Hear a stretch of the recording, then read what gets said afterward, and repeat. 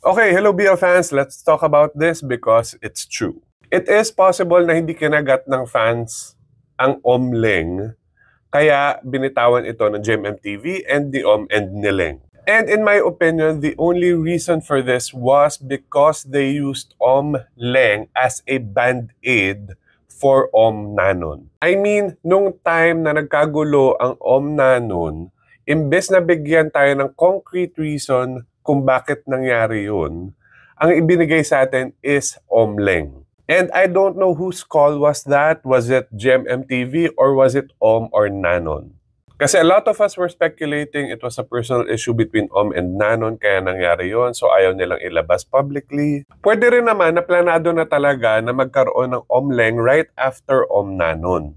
Kasi nagkaroon naman na sila agad ng series, hindi naman mabilis mag-shoot ng isang series. But still, I think the reason why hindi kinagat ng fans ang Omleng is because hindi pa nga resolved yung issue with Nanon.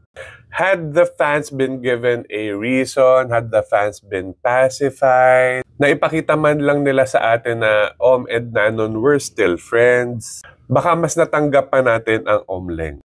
And to be honest, ang nakakaawa dito is si Leng. Alam naman natin kasi na is a serial partner hopper. Never pa yung umulit ng BL partner. And from what I can recall nga, ayaw na niya talaga mag-BL. Napa-BL lang siya ulit because his partner was Nanon, who is a first-time BL actor.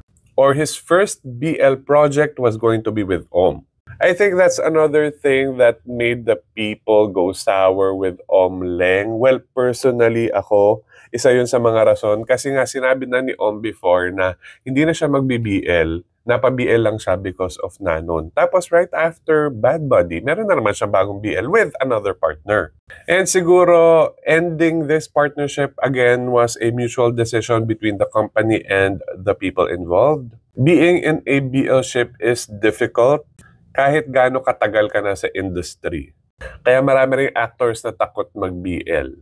At this point, everything is up in the air. Will Leng, or Nanon ever do a BL again?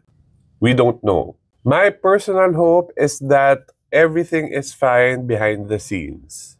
Wala nang issue, wala nang problema.